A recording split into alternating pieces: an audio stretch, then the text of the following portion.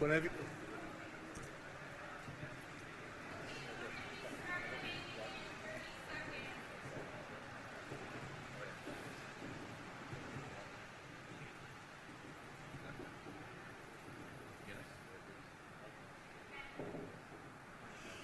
Good morning, everyone.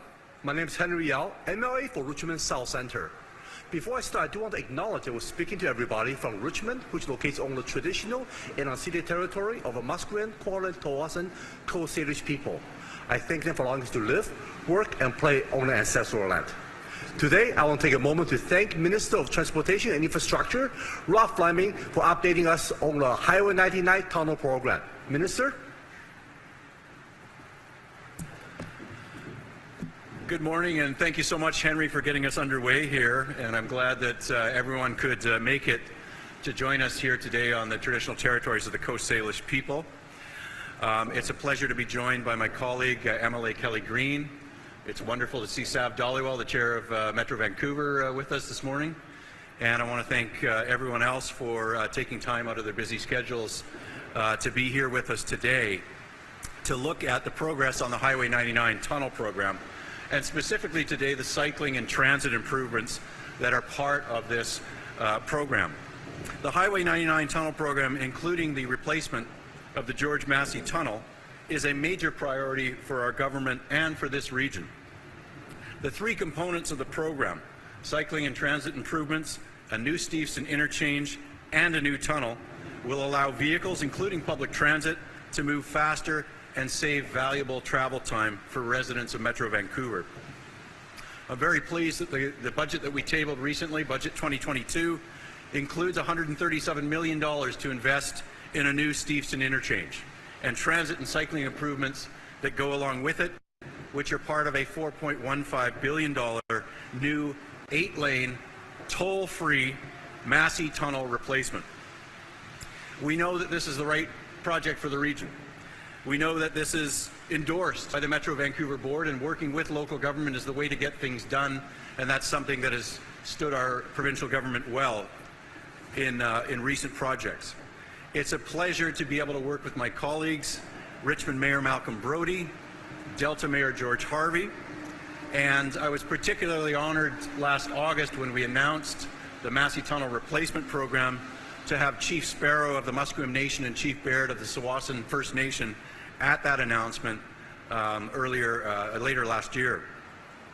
Our program is more than just about replacing a 1959 George Massey Tunnel. It's a strategic series of improvements along the corridor, starting with the Bridgeport bus connection, where we're gathered today. This will be a bus-only lane from Bridgeport Road to Highway 99 South that will improve access to the highway for public transit. And when completed, this bus-only lane will make the commute from Bridgeport Station and the Canada Line to Highway 99 even quicker. Along with this new lane, there's important improvements included in this contract. The creation of a new multi-use pathway from the Oak Street Bridge into the Richmond cycling and pedestrian network, transit improvements at the Highway 99 17A interchange, and improvements to active transportation facilities at the Highway 99 17A interchange, including a new bus shuttle stop, new ramp crossings, and better connections into the Delta network. South of the tunnel, as people will have noticed, work is already underway on new bus-on-shoulder lanes in each direction. And just last week, we announced the preferred proponent for the design and construction of the new 5-lane Steveston interchange. We expect to finalize the agreement in the coming weeks, and construction on the new interchange will begin this year. And of course, all of this work will be fully compatible with the new 8-lane toll-free tunnel to replace the current 1959 George Massey Tunnel. When we have the new tunnel in place, we know that travel for drivers and people using public transit will be better and more reliable and quicker. More capacity through the tunnel, combined with our Highway 99 improvements, will allow vehicles to move faster and save significant travel time. More time to be with their families, more times to do the other things that they enjoy in their lives. We're preparing for the new tunnel's environmental assessment process now, and the first public comment period is planned for this spring. We'll share those details with everyone when they become available, and all of this is to say that we're excited about what's happening here in Richmond, here in Delta, to improve the Highway 99 corridor and provide the congestion relief so badly needed in this region. These improvements will give people options for commuting by improving transit, by improving active transportation choices, which we know is a priority for this region. Combined with the new crossing to replace the George Massey Tunnel, we will see significant improvements on traffic flow.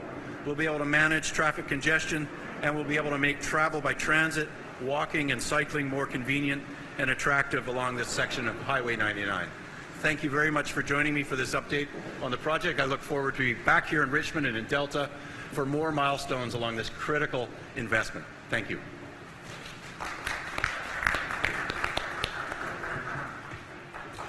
Thank you, Minister Fleming. Now I'd like to welcome Mayor of Richmond, Malcolm Brody, up for a few words. Well, good morning. Good morning, ladies and gentlemen. I am so pleased to be here every time we talk about this very difficult problem that the provincial government has undertaken to solve, that of decongesting this whole corridor from here to Delta. I'm so pleased to be here to discuss it. And I am joined by members of our City Council. We have Andy Hobbs who's with us, Bill McNulty, Carol Day, as well as it's important that Sav Dhaliwal, the Chair of Metro Vancouver, has joined us as well. I can tell you that the Richmond City Council is very solidly in favor of the approach that's being taken, as is the entire Metro Vancouver Board, which voted almost unanimously in support of it. But what we're talking about here on Highway 99 is a matter of the quality of life. It's the quality of life of the people in Richmond. It's the people who have to commute on the corridor. And it's also a matter of more efficient transportation on this route. So first of all, we have this component, which is the bus connection. They say that if you can have one bus that is filled, that's going to take some 50 cars off the road. And I think that we don't emphasize this point enough, that a large portion of the solution to decongestion is in fact getting people out of their cars and having the buses available reliably, safely, and efficiently so that they can take the bus and make their commute very effectively. And then, as the Minister has said, we have the Stevenson Highway Interchange. That interchange, the overpass over Highway 99, is going to now be a 5-lane twinned overpass instead of the 2-lane overpass that we now have. And there's going to be some great efficiencies both for the regular traffic and as well the buses on that particular route. Then there's the George Massey crossing, the actual crossing under the river. We were very pleased. We were never happy with this 10-lane bridge option that was advocated for so long. It's going to be an 8-lane tube tunnel with transit lanes with 3 lanes of travel each way in addition, plus the active transportation options. To me, it would be inconceivable to have this new facility and not allow for the pedestrians and the cyclists who in this day and age want to use the alternative forms of transportation. So while we would like this all to be finished now, we know that it's a series of steps. This is an important component right here that we are looking at today, and there's much, much more to come. And particularly, though the environmental review is going to take a while for the George Massey crossing, to get started with the Stevenson Interchange improvements are going to bring a lot of relief to the corporate parties who are in South Richmond, who really have had so much trouble in getting to and from Highway 99 and their place of business quickly, efficiently, and effectively.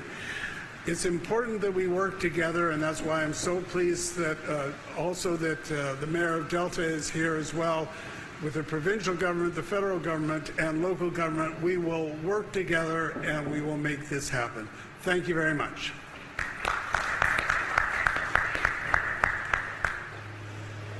Thank you, Your Worship. Now I'd like to invite Mayor of Delta, Mayor George Harvey App, for a few words.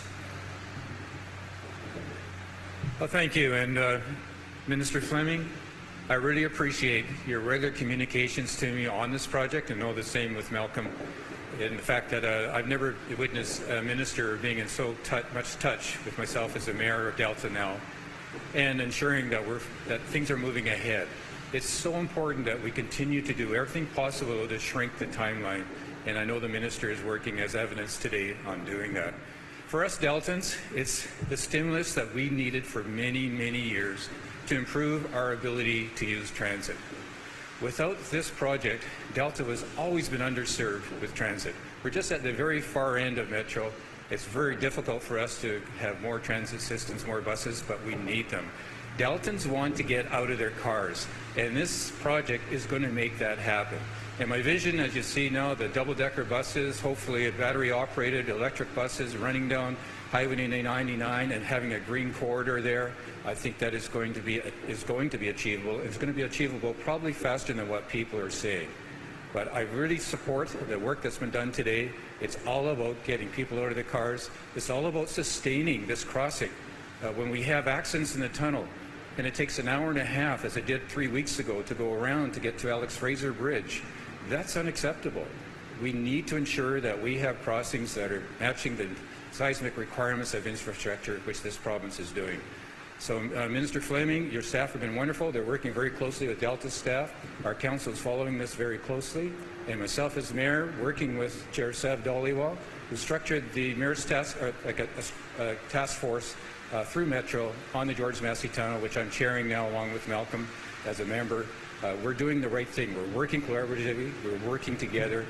There's no surprises. I'm looking forward to this project continuously moving, and for the day that my Deltans can take a bus to work without having to wait long periods of time. Thank you, Mr. Minister, and I appreciate the opportunity and look forward to the next time for your announcement. Thank you.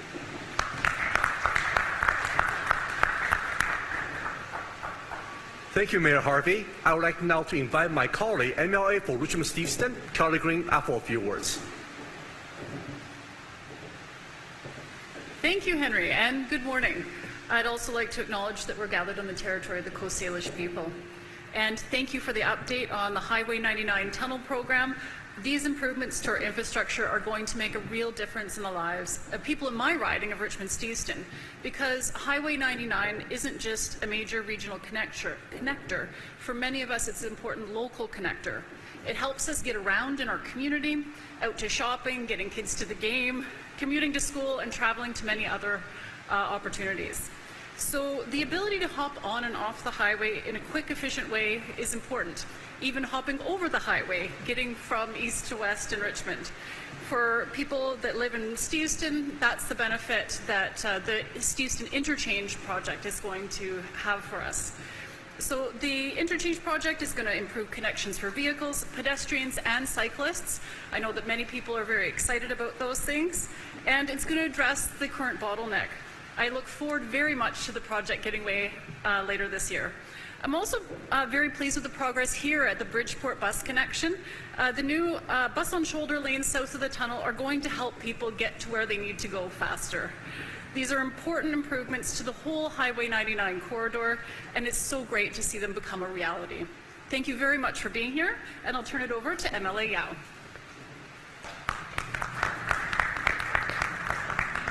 Thank you, MLA Green. And I want to take a moment to thank again Minister Rob Fleming for his update on the tunnel, Highway 99 tunnel program. Now I'd like to invite the Minister to answer a few questions for the media. Minister? Good morning, and a reminder to the reporters on the line, please press *1 to enter the queue. You'll be limited to one question and one follow-up. We will start and see and open the floor if any in-person media have any questions. You'll be limited to one question and one follow-up.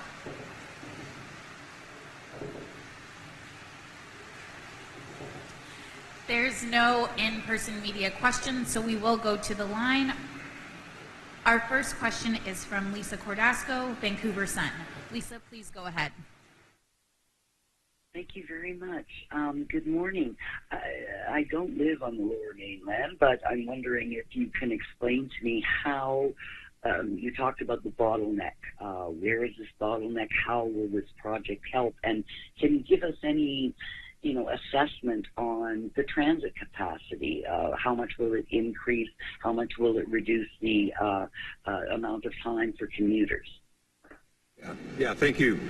Thank you for that question, Lisa. And of course, one of the advantages of what we're outlining today is the connection between the Canada Line SkyTrain system through the rest of the region, which, by the way, will connect up with our new Broadway subway expansion all the way out to Arbutus, and connect to bus service that will go through the tunnel. So that'll be a significant time savings, more efficient connections, and will allow for a significant capacity increase to the number of people who use reliably public transit as part of their daily commuting. So that phase of the project is critically important. As you just heard MLA Kelly Green outline, the Steveston interchange going from 2 lanes to 5 will reduce the conflict and some of the congestion that is related to that crossover currently. So more efficient turning lanes, more capacity to get over the highway will increase in the intermediate phase before we replace the tunnel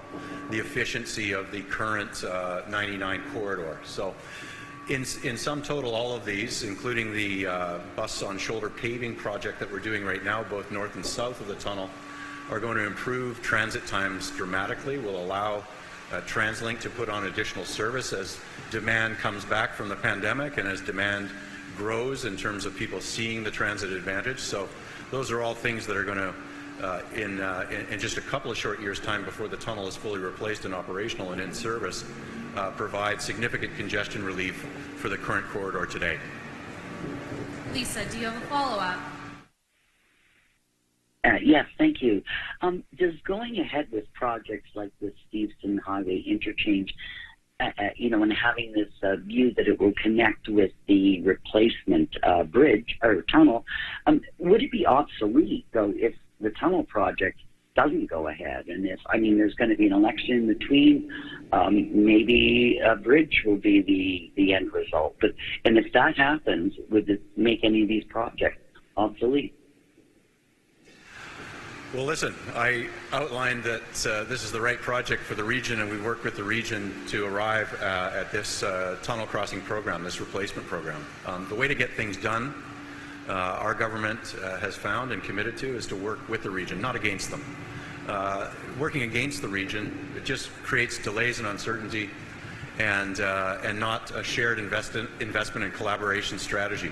That's why we have a Surrey-Langley SkyTrain that's already broken ground. That's why we have 7 stations being built on the Broadway subway line. That's why the new Patello Bridge, which the province is paying for in its entirety, is being constructed right now, and the in-river work is nearing completion. And that's why we're moving ahead on a toll-free Highway 99 tunnel replacement. So that's really a question for those who continue to insist that the mega bridge, which was rejected by the region, is the better way to go, tolling people thousands of dollars a year, making them pay for it out of their pockets.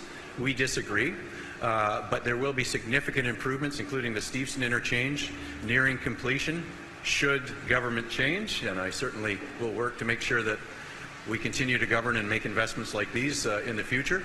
But yeah, no, if Kevin Falcon continues to say that he's going to cancel this project when we've awarded contracts for it to proceed, when we've built infrastructure like the Steveston interchange, and the bus lane that we're announcing today, he's going to have to rip it out, he's going to have to rip up contracts, and he's going to expose the taxpayer to more delays, more liabilities, and no solution in the future.